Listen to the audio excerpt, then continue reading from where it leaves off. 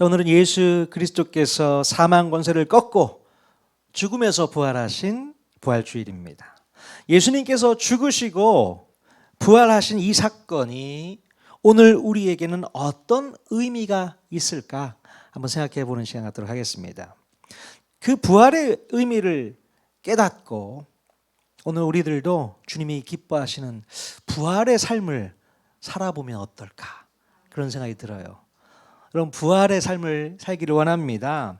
지난 주일에 예수님께서 예루살렘에 입성하시면서 자신을 환대하는 유대인들을 향해서 눈물을 흘리면서 하셨던 말씀이 있었죠. 무슨 말씀이었는지 기억하십니까? 너희가 평화에 관한 일을 알았더라면 좋을 뻔했다. 이런 얘기를 예수님께서 하셨었어요. 자, 그때 당시 유대인들은 평화에 관한 일이 뭔지를 잘 몰랐지만 오늘 우리들은 예수님께서 말씀하셨던 이 평화에 관한 일에 대해서 잘 알고 있습니다. 자, 지난주에 세 가지 정도를 정리해서 말씀을 드렸었는데요. 이 평화에 관한 일 세 가지 뭘까요? 첫 번째는 바로 하나님과 인간 사이의 관계 회복이었습니다. 두 번째는요. 그렇죠. 사람과 사람 사이의 관계 회복. 세 번째는 세상이 줄 수 없는 우리 마음, 내면의 평안을 의미한다고 말씀드렸습니다.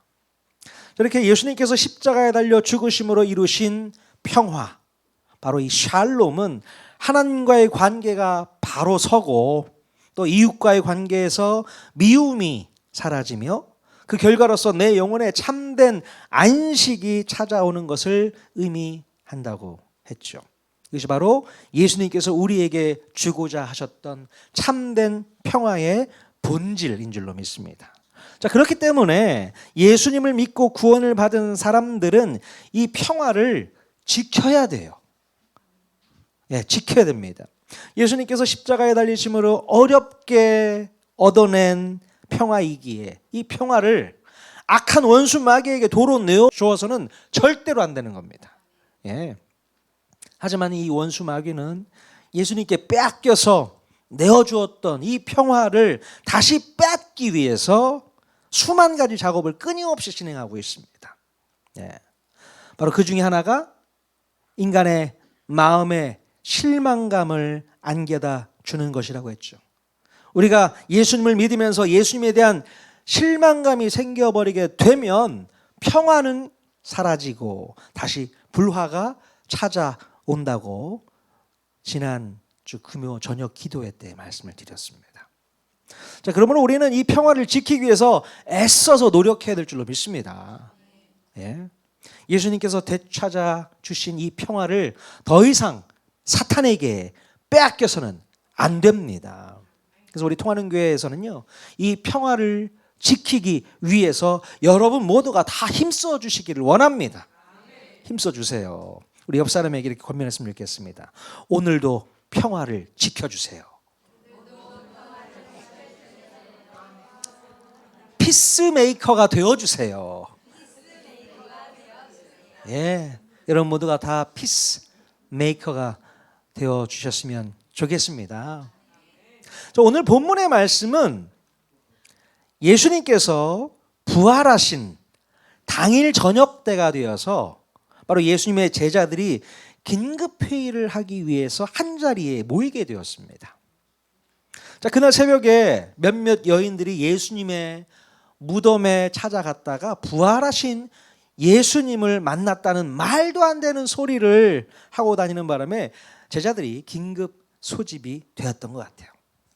자, 그때 당시 제자들은 다 뿔뿔이 흩어져서 이제 예루살렘을 떠날 준비를 하고 있었습니다. 어떤 제자들은 이미 발빠르게 예루살렘을 등지고 떠난 제자들도 있었어요. 지난주 금요일에 살펴봤죠. 엠마오로 떠나가던 그 제자들. 이렇게 제자들은 예수님을 못 박아 죽인 종교 지도자 세력들에게 두려움을 느끼고 있었습니다. 자, 예루살렘 성전을 중심으로 한 대제사장 세력들은 예수님의 부활을 감추기 위해서 예수님의 제자들이 예수님의 시체를 훔쳐갔다고 가짜 뉴스를 퍼뜨리고 있었습니다. 그러니 예수님의 제자들을 잡기 위해서 혈안이 되어 있었을 것이고, 그렇기 때문에 더더욱 제자들은 두려움에 사로잡혀서 숨어 있었던 것이죠. 자, 그런데 남아있던 제자들이 함께 모여서 회의를 하는 도중에 누가 찾아왔을까요? 바로 그날 새벽에 사망 권세를 꺾고 무덤에서 부활하신 예수님이 제자들을 찾아오시게 됩니다. 요한복음 20장 19절 말씀 같이 읽어보겠습니다. 시작. 이날 곧 안식 후 첫날 저녁 때에 제자들이 유대인들을 두려워하여 모인 곳의 문들을 닫았더니 예수께서 오사 가운데 서서 이르시되 너희에게 평강이 있을지어다. 아무도 들어오지 못하도록 문을 다 걸어 잠그고 있었는데 예수님이 호련히 들어오신 것이죠. 그러면서 제자들에게 처음 꺼냈던 말씀이 무엇이었습니까? Peace be with you. 너희에게 평화가 있을 것이다.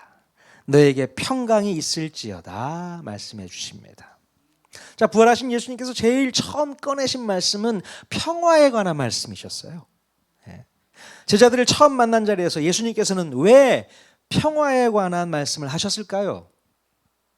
당연히 예수님은 이 평화를 되찾아주기 위해서 십자가에 달리셨기 때문에 그렇습니다. 그리고 이제 되찾아오신 그 평화를 제자들에게 확인하고 싶으셨던 것입니다. 하지만 제자들은 그들의 마음 가운데 평화가 찾아왔을까요? 어떻습니까? 오히려 제자들은 두려운 마음이 가득했고 마음 한켠에는 죄책감과 또 실패감과 자괴감과 또 후회와 혼란스러운 마음이 공존하고 있었습니다. 지금 제자들의 현실은 평화와는 전혀 거리가 먼 상태였습니다. 자, 이런 제자들의 마음속을 너무나도 잘 알고 계셨던 우리 예수님께서는 평화를 선언하고 있었던 것이죠. 자, 여기서 우리는 중요한 사실을 하나 깨달아야 됩니다. 평화는요, 상황이 좋아질 때 오는 것이 아니라 부활하신 예수님이 우리 가운데 임하실 때에 시작될 줄로 믿습니다. 생각해 보십시오. 지금 이 제자들의 상황은 바뀌어 있는 것이 아무것도 없어요. 거리 밖에는 로마 군인들이 제자들을 색출하기 위해서 혈안이 되어 있습니다. 물론 예수님께서 자기들 눈앞에 다시 살아 돌아오기는 했지만 예수님의 그 등장이 이 나라를 단숨에 집어삼키기에는 역부족이라고 생각을 하고 있었을 거예요. 하지만 예수님의 이 선언은 상황과 형편이 좋아져서 평화를 선언한 것이 아니었습니다. 부활하신 예수님이 지금 이곳에 임재해 계시기 때문에 평화가 임하게 되었다는 것을 제자들에게 가르쳐주고 싶었던 거예요. 그리고 이 말씀을 지금 듣고 있는 오늘 우리들에게도 가르쳐주고 계신 줄로 믿습니다. 여러분, 진정한 평화는요, 상황이 좋아져서 오는 것이 절대로 아니라 부활하신 주님이 함께 계시면 그때부터 평화가 시작된다는 것을 믿을 수 있기를 바랍니다. 예수님께서 십자가에 달리심으로 인간의 모든 죄값을 다 치러 주셨고 그 효과로 인해서 깨어져 있었던 하나님과의 관계가 회복될 수 있었습니다. 하나님과의 관계가 회복되었다면 우리는 더 이상 사탄의 노예가 아닙니다.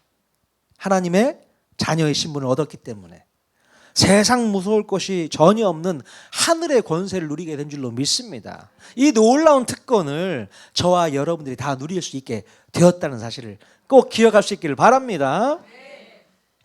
하지만 그 당시 예수님의 제자들은요, 이 놀라운 개념을 전혀 깨닫지 못하고 있었어요. 그래서 예수님께서는 제자들에게 이 개념을 깨닫도록 하기 위해서 아주 중요한 말씀을 하십니다. 자, 요한복음 20장 23절 말씀 같이 읽겠습니다. 시작.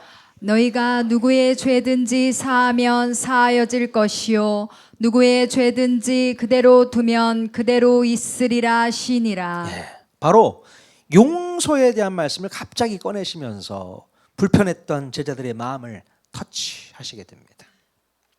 지금 제자들은 단순히 두려운 마음만 있는 것이 아니라 무슨 마음도 있을까요? 어떤 마음이 있을까요? 그들 마음 가운데 바로 예수님을 버리고 도망쳤다는 죄책감이 사로잡고 있었습니다. 수제자 베드로는 예수님을 부인하기도 했고요. 다른 제자들은 다 흩어져서 숨어버렸습니다. 네. 바로 이런 제자들에게 제일 먼저 필요했던 것이 무엇이었겠습니까? 너희는 용서받았다. 그 얘기예요. 그래서 예수님의 이 선언이 필요했던 것입니다. 그래서 예수님께서 너에게 평강이 있을지어다 라고 말씀하신 것은 무슨 뜻이었냐면 너희의 실패를 또 너희의 그 배신을 묻지 않겠다. 나는 여전히 너희를 받아들이고 있다. 그 얘기입니다. 평강이 있을지어다. 그게 무슨 뜻이라고요?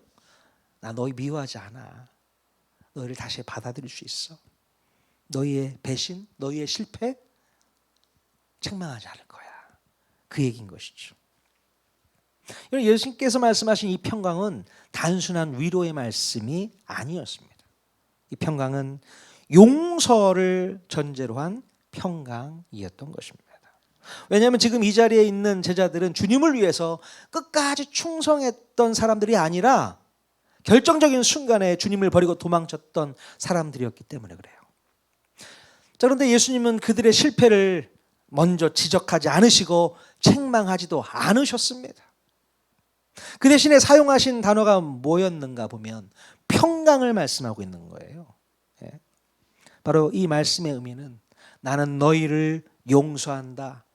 그리고 다시 받아들인다. 그 뜻입니다.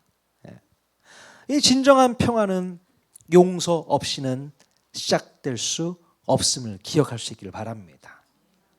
평화는요, 용서가 있어야 되는 거죠.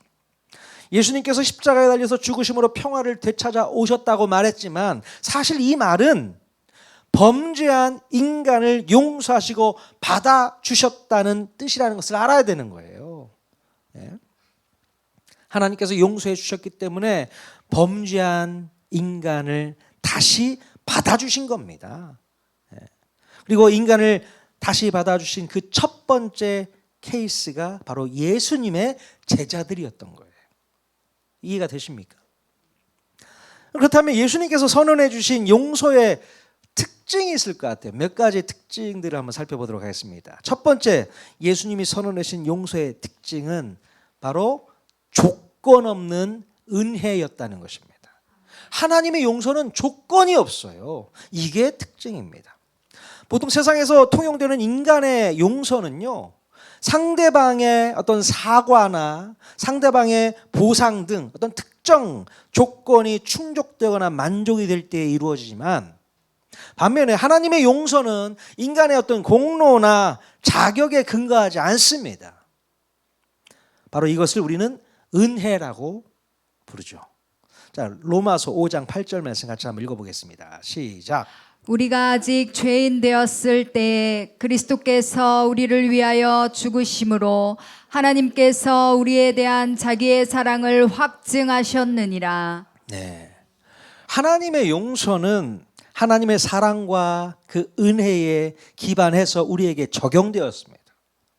물론 아무런 조건이 없었던 것이 아니었어요.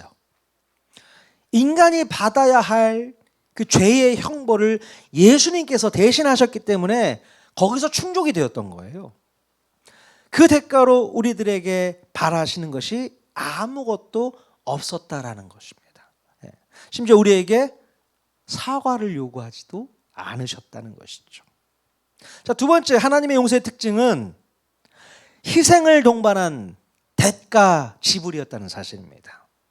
희생을 동반했다는 것이죠. 성경은 하나님의 용서가 단순히 없던 일로 하자라는 식의 어떤 간과가 아니었습니다. 그래, 없던 일로 하자. 그 얘기가 아니에요. 공의의 속성을 지니신 우리 하나님께서는 공의를 만족시키기 위해서 독생자 예수 그리스도를 희생시키심으로써 인간의 죄값을 대신 치르게 하셨다는 것입니다. 이것이 가장 큰 특징이죠. 즉 하나님의 용서에는 반드시 공의로운 대가가 지불되어야 되는 거예요. 그 십자가에 달려서 죽어야 하는 그 희생. 자, 요한 1서 2장 2절의 이 말씀 또 같이 한번 읽어보겠습니다. 시작. 그는 우리 죄를 위한 화목 제물이니 우리만 위할 뿐 아니요 온 세상의 죄를 위하심이라. 예수님께서 십자가에 달리신 것이 바로 화목제물이 되어 주시기 위해서 오셨다는 거예요. 세상의 모든 죄를 지시기 위해서 화목제물이 되어 주신 희생을 치르셨다는 것입니다. 이렇게 하나님의 용서는 단순히 죄를 가볍게 여겨주시는 것이 아니라 공의를 충족하기 위해서 엄청난 희생을 치른 결과임을 보여주고 있다는 사실 기억할 수 있기를 바랍니다. 자, 세 번째, 하나님의 용서의 특징은 관계의 회복으로 나타나게 됩니다. 하나님의 용서의 최종 목적은 단순히 죄에 대한 처벌을 면제받는 것에서 끝나지 않습니다. 깨어졌던 하나님과 바로 인간 사이의 관계를 회복하고 우리 인간이 하나님의 형상이 회복되어져서 그분과 다시 교제할 수 있게 하는 화목의 방점이 있다는 사실을 꼭 기억할 수 있기를 바라요. 화목입니다. 하나님과 화목해 되었다. 자, 고린도서 5장 18절 말씀 또 읽겠습니다. 시작. 모든 것이 하나님께로서 났으며 그가 그리스도로 말미암아 우리를 자기와 화목하게 하시고 또 우리에게 화목하게 하는 직분을 주셨으니. 네, 화목하게 하시는 직분도 우리에게 주셨다는 말씀. 우리 예수님께서 하신 가장 놀라운 일이죠. 하나님과 인간 사이에 화목제물이 되어주셔서 화목하게 하셨다. 화목이라는 말이 뭔지 아시죠? 다시 관계가 회복되었다는 것이죠. 친해졌다, 그런 얘기입니다. 자, 마지막으로 하나님의 용서의 특징은요, 용서받은 사람이 용서의 책임을 지게 한다는 특징이 있습니다. 자, 에베소서 4장 32절 말씀 먼저 읽어보겠습니다. 시작. 서로 친절하게 하며 불쌍히 여기며 서로 용서하기를 하나님이 그리스도 안에서 너희를 용서하심과 같이 하라. 예. 하나님으로부터 받은 용서는 개인적인 차원에서만 머물러 있지 않습니다. 용서를 경험한 사람이 똑같이 타인을 용서해야 하는 책임을 갖게 되는 것입니다. 성경은 사람이 하나님께 용서를 받았다면 이웃에게 같은 자비를 베푸는 것이 마땅하다고 말씀하고 있어요. 그러니까 하나님의 그 용서를 경험한 사람이 받아야 될 책임을 이야기하고 있습니다. 여러분, 하나님의 용서의 특징들을 여러분 아시겠습니까? 이해하시겠어요? 한 4가지 정도. 자, 그렇다면 하나님의 용서를 받은 우리들은 그 하나님의 용서를 어떻게 적용해야 될까요? 하나님의 용서가 그런 거구나. 그것으로 끝나면 안 되고, 그렇다면 하나님의 자녀인 우리들은 그 하나님의 용서를 어떻게 적용해야 될까 생각해 봐야 되는 것이죠. 자, 첫 번째, 어떻게 적용할까요? 내가 먼저 손을 내미는 용기를 가져보면 어떨까 싶습니다. 조건 없는 은혜를 주셨다면서요. 조건 없이 내가 그 은혜를 받았다면 나도 먼저 조건 없이 먼저 손을 내미는 용기를 가져봐야 된다. 하나님께서 우리가 아직 죄인 되었을 때 먼저 찾아오신 것처럼 우리도 상대방이 사과하기를 기다리기보다 먼저 화해의 손길을 내미는 연습이 필요합니다. 사과하면 용서하겠다는 마음 내려놓고 상대의 태도와 상관없이 내 마음에서 먼저 미움의 고리를 끊어내 보는 거예요. 이게 하나님의 용서의 특징을 닮은 모습이라고 저는 믿습니다. 만약에 인간들이 하나님께 먼저 사과해 주기를 하나님께서 원하셨다면 어떤 일이 벌어졌을까요? 너희들이 나한테 먼저 사과할 때까지 난 너희들을 위해서 은혜를 베풀지 않겠어. 만약에 하나님께서 그렇게 하셨다면 절대로 예수님께서 십자가에 달려 죽으실 일은 없을 겁니다. 어떻게 사과를 우리가 합니까? 하나님께 못하죠. 하나님께서는 그거 바라지도 않는 거예요. 먼저 오셔서 조건 없이 은혜를 베풀어 주신 줄로 믿습니다. 그 예수님을 닮은 여러분들이라면 그걸 흉내내야 되는 거죠. 아, 그렇구나. 조건 없이 내가 먼저 다가가서 용서하는 게 필요하겠구나 생각해 보실 수 있길 바랍니다. 두 번째 적용은요, 고통을 감수하는 희생을 선택해 보시라고 말씀드리고 싶습니다. 예수님께서 십자가의 그 고통스러운 희생을 감당하셨잖아요. 그래서 용서를 이루어내셨던 것처럼 우리도 고통을 감수하는 희생을 선택해 봐야 된다는 것이죠. 용서는요, 상대의 잘못을 그냥 묵인하는 것이 아니라 그 잘못으로 인해 내가 입은 마음의 상처나 손해를 내가 대신 짊어지기로 결정하는 것입니다. 상대에게 복수하거나 비난함으로써 내 감정을 해소하려는 욕구를 억제하고 그 아픔을 인내하면서 품어줄 수 있는 희생적 태도를 가져야 된다는 것이죠. 이게 정말 어려운 거잖아요. 어렵습니다. 하지만 예수님께서 십자가에 달려 죽으심으로 그 힘들고 어려운 희생을 감내하셨던 것처럼 오늘 우리가 예수님을 닮은 하나님의 자녀라면 우리도 그 고통을 감내할 수 있어야 되는 것이죠.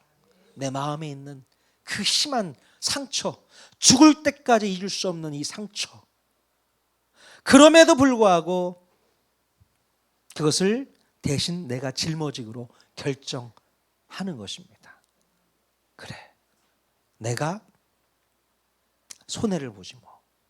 그 마음이 예수님의 마음이라고 저는 믿습니다. 그 아픔을 인내하면서 품어줄 수 있는 희생적 태도를 가져보면 어떨까 싶습니다. 자, 세 번째 적용은요, 바로 깨어진 관계를 다시 세우려고 하는 적극적인 노력이 필요한 줄로 믿습니다. 예? 단순히 너를 미워하지는 않겠어 라는 소극적 자세를 넘어서서 이미 깨진 관계를 다시 연결해 보려고 노력하는 적극적인 시도가 우리에게 분명히 필요한 줄로 믿습니다. 적극적으로 나가야 되는 거예요. 그래서 갈등이 있었던 사람과 다시 대화를 시작하거나 그 사람의 장점을 찾으려고 노력하면서 정서적인 거리를 좁혀 나가는 것이 정말로 필요하다는 겁니다. 그러니까 예수님께서 겉으로는 제자들을 용서하셨다고 여기면서도 제자들을 먼저 찾아가지 않으셨다면 어땠을까요? 어땠을까요? 아마 그랬다면 예수님과 제자들 사이에는 여전히 깊은 골이 패여 있을 것입니다. 하지만 먼저 예수님께서 찾아오셨어요. 손을 내미셨습니다. 네가 나 배신했잖아.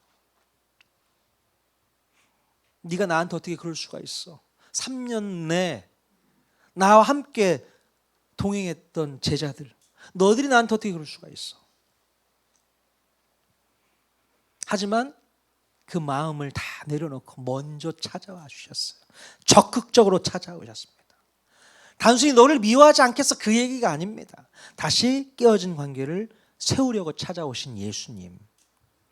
그렇다면 오늘 우리도 그 예수님의 모습을 닮아가야 될 줄로 믿습니다. 깨어진 관계가 있다면 다시 회복하려고 노력해 보시는 게 어떨까요? 이게 바로 예수님의 용서를 닮은 우리들의 결단이어야 될 줄로 믿습니다. 예. 자, 마지막 적용이 있습니다. 용서를 흘려보내는 책임 있는 자세가 오늘 우리에게 필요합니다. 내가 누군가에게 큰 용서를 받았음을 기억하면서 일상에서 만나는 사람들의 사소한 실수나 허물을 너그럽게 보아주는 마음의 여유를 가져보는 것이 필요하다 믿습니다. 네. 큰 용서를 내가 받았음에도 불구하고 남에게 작은 용서를 하지 못한다면 아마도 그것은 아직 큰 용서를 받은 경험이 없기 때문이 아닐까 생각이 들어요. 큰 용서를 받았다면 작은 용서쯤이야 별거 아니지 넘길 수 있는 거 아니겠습니까? 근데 이 작은 용서도 못한다면 큰 용서를 받은 흔적이 없는 거예요. 내가 정말 하나님의 용서를 받지 못한 사람은 남을 용서할 수 없을 뿐만 아니라 내가 용서를 받지 못했기 때문에 하나님과는 여전히 원수지간이라는 것을 깨달아야 되는 거예요. 이게 무서운 겁니다. 내가 먼저 풀어야 하늘에서도 풀리게 된다는 것을 깨달을 수 있기를 바랍니다. 내가 먼저 풀어야 돼요. 용서는 한 번에 완성되는 사건이 아니고 매일매일 하나님의 사랑을 기억하면서 선택해 가는 과정이라고 생각할 수 있기를 바랍니다. 하나님의 사랑을 기억하고 선택한다면 용서는 그때그때 찾아올 수 있게 되는 것입니다. 자, 오늘 본문 말씀에서도 우리 예수님께서는 우리에게 책임을 말씀하고 있습니다. 요한복음 20장 21절 말씀 같이 읽겠습니다. 시작. 예수께서 또 이르시되 너희에게 평강이 있을지어다. 아버지께서 나를 보내신 것 같이 나도 너희를 보내노라. 예. 자, 왜 하나님께서는 예수님을 제자들에게 보내셨을까요? 왜 보내셨습니까? 제자들에게 평강이 선포되었으므로 하나님의 용서가 이루어졌고 관계 회복이 결국 되었음을 알려주기 위해서 보내셨다고 이해할 수 있습니다. 관계 회복이 됐다는 얘기를 하고 있는 거예요. 자, 그런데 예수님께서 이제 제자들도 똑같은 사명을 이루도록 하기 위해서 세상 가운데로 보내시겠다고 말씀하고 있는 것입니다.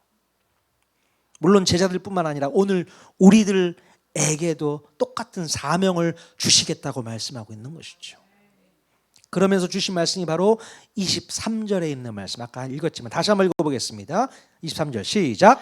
너희가 누구의 죄든지 사하면 사하여질 것이요 누구의 죄든지 그대로 두면 그대로 있으리라 하시니라. 아멘. 그럼 이 말씀은 우리로 하여금 하나님의 죄사함이 선포되었음을 세상 가운데 알리라는 뜻입니다.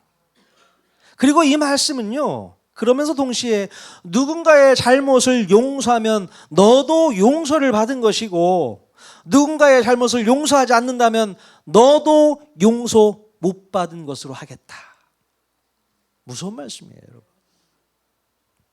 여러분, 그럼에도 불구하고 여전히 용서하기가 쉽지 않습니다. 왜 그럴까요? 왜 용서하는 게 쉽지 않습니까? 일단 상대방으로부터 받은 상처가 너무 커요. 그 상처가 크기 때문에 용서는 그냥 계속 피하고만 싶잖아요. 그리고 억울하기도 하지 않습니까? 억울합니다. 용서를 못 하겠는 거죠. 또한 내가 손해보는 것 같잖아요. 먼저 머리 숙이고 들어가는 게 손해보는 것 같은 거죠. 그러니 용서를 못하는 겁니다. 하지만 용서하지 못하는 진짜 이유는요, 바로 내 생각처럼 상처가 커서가 아니라 내가 받은 용서를 잊었기 때문입니다. 내가 하나님으로부터 받은 용서를 벌써 잊어버렸어요. 그 은혜를 잊었기 때문에 그 은혜를 베풀 수가 없는 거 아니겠습니까? 은혜를 되찾아야 됩니다. 다시 깨달아야 됩니다. 하나님이 나에게 주신 은혜 다시 회복해야만 용서가 나올 수 있는 것이죠. 여러분, 예수님의 부활을 정말로 믿으십니까? 예수님께서 부활하셨습니까? 부활은 단순히 역사적 사건으로 믿고 마는 것이 절대로 아닙니다. 부활은 삶을 바꾸는 능력인 줄로 믿습니다. 진짜 부활을 믿는 사람은 이렇게 변화됩니다. 미워하던 사람을 위해서 기도하게 돼요. 또 상처 준 사람을 향해서 마음이 열리게 됩니다. 용서할 힘이 생기게 되는 거예요. 왜냐하면 내 안에 계신 부활의 주님이 그렇게 하시기 때문에 그렇습니다. 내가 하는 게 아니라고요. 부활해서 살아계신 그 예수님께서 내 안에 들어와서 나로 하여금 그렇게 하게 만든다는 거죠. 사랑하는 우리 통하는교회 성도님들, 부활하신 주님은 오늘도 우리에게 이렇게 말씀하고 있습니다. 너희에게 평강이 있을지어다. 여러분, 이 평강은 용서받은 사람에게 주어지는 평강인 줄로 믿습니다. 이제 우리는 그 자리에서 멈추지 말아야 됩니다. 용서를 받은 자리에서 용서를 흘려보내는 자리로 나아가야 되는 거죠. 나만 용서받고 끝? 아닙니다. 내가 너희를 보내로라 말씀하고 있잖아요. 너도 용서하는 자리로 가라. 그 얘기를 하고 있어요. 혹시 지금 용서하지 못하고 있는 사람이 있으실까요? 마음속에 닫아둔, 걸어 잠고 있는 문이 있습니까? 오늘 부활하신 주님이 그 닫혀진 마음에 문을 두드리고 계세요. 그리고 말씀하십니다. 내가 너를 용서했다. 이제 너도 용서해라. 용서는요, 감정이 아니라 믿음입니다. 믿음이에요. 용서는 나약함이 아니라 오히려 능력입니다. 용서는 패배가 아니라 부활의 증거입니다. 이번 부활주일에 용서하시는 결단을 해보실 수 있길 바랍니다.